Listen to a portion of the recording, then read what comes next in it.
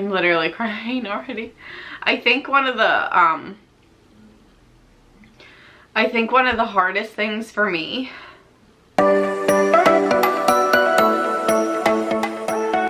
Hey everyone, welcome back to my channel. Today is going to be another pregnancy update. I know I've had a lot of them, but I feel like at the end a lot of people like updates because there's not much time left and I don't have that much time to document this pregnancy.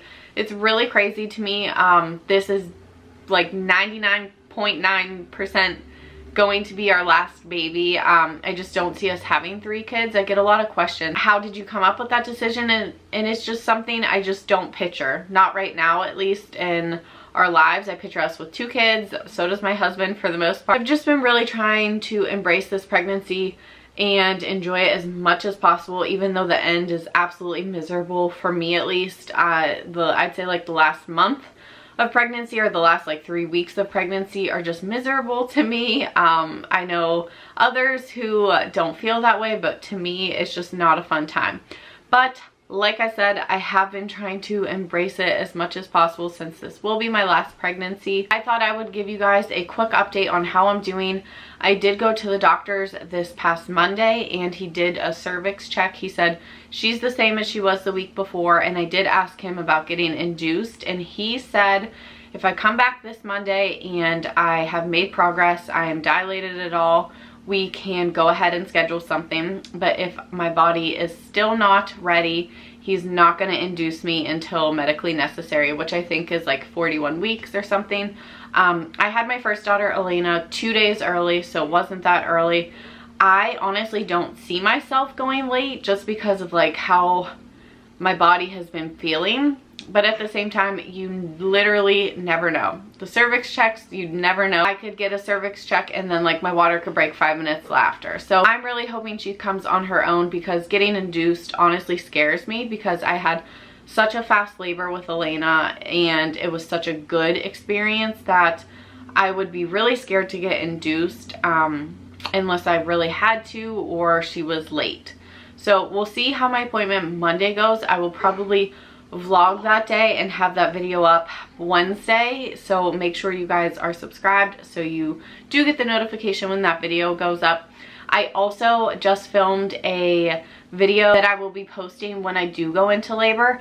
I get so many DMs on Instagram if I don't post for a day, like, oh my gosh, are you in labor? No, I will be posting that video on this channel when I do go into labor. And I did say in that video, the easiest way to stay updated with this baby and myself is to follow me on Instagram. I will put it on the screen. I will be updating as much as I can or as much as I want. I'm not gonna feel like obligated to, but if I have like a moment, I will update you guys on there before I update you on YouTube. I would like to hopefully have a name reveal up after she's born at some point, but I don't know. I'm not going to make any promises. As far as symptoms, I haven't really had any changing symptoms. If you watched my last pregnancy update, you do know that I've had like these pass out blackout spells and I've still been having them. They're not fun at all. I had a second one at Target. These people at Target who work there are probably like, oh no, not this girl again who's going to come in and pass out. They're not fun. I don't enjoy them. That's honestly like the main reason for me asking about induction, just because those are so miserable to have. Other than that, the biggest symptoms I've had really throughout my whole pregnancy are acid reflux and restless legs, and those have not changed. Those have not gotten any better. They're not going to get any better until after I have her. Luckily with my first daughter, I had both of those and they went away as soon as I had her. So I'm hoping the same happens with this time. I'm hoping that the wives' tale is true, that if you have heartburn, your baby has a lot of hair. It was really true with Elena. She had so much hair. So if you've had heartburn or acid reflux really bad in your pregnancy, have your children had a lot of hair like the wives' tale says? Let me know in the comments down below. I'm curious because most people I've talked to said yes, but then there were a few people that are like, no, I had horrible heartburn and my baby was bald. So I guess we'll find out. As far as cravings, I haven't had any new cravings really at all other than the ice. I've had the same ice craving this whole pregnancy, Sonic ice. Like, I'm probably still keeping Sonic in business at this point. So this last appointment, I was 147 pounds, and the appointment before that I was 148 pounds. So I did lose a pound in that time period. I've had a cold, so the doctor wasn't too concerned. He asked me about it. He said, like, have you been nauseous at all? And I was like, I had a really sore throat, and then I've been super congested and everything like that. Today's like the first day I haven't been coughing in the morning, which has been not fun. Being pregnant and coughing is like a horrible combination.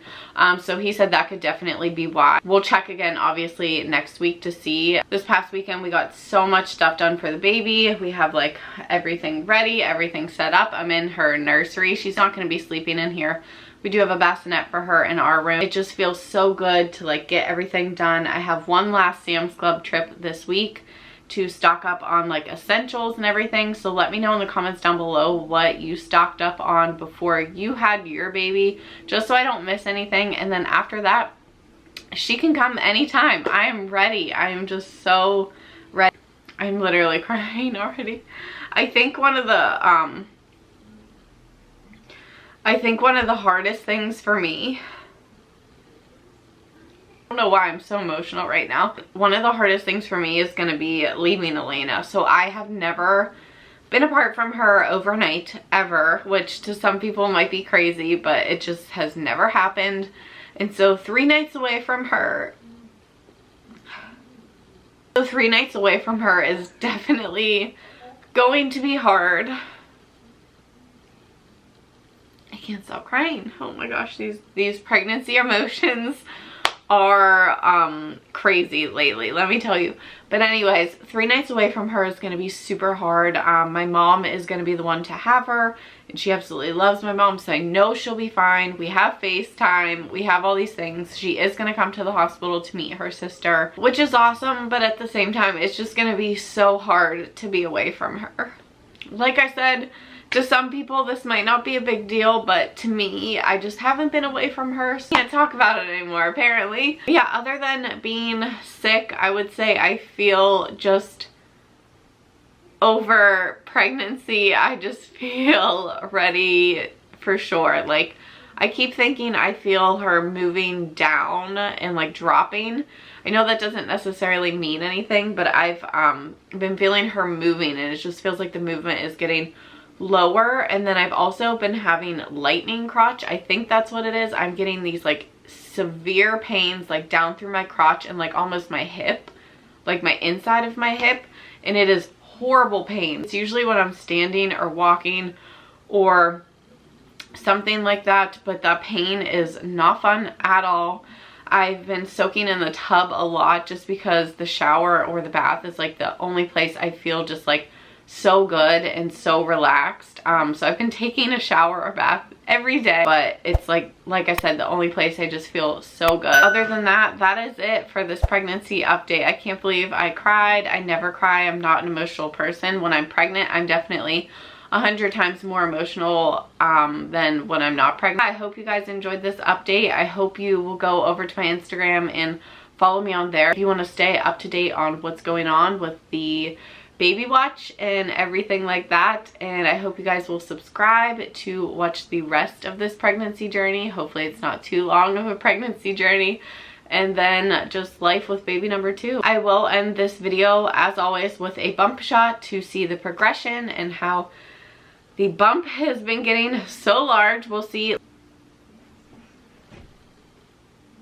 Let me know if you guys think that I have dropped it all. I don't know. Thank you all so much for watching.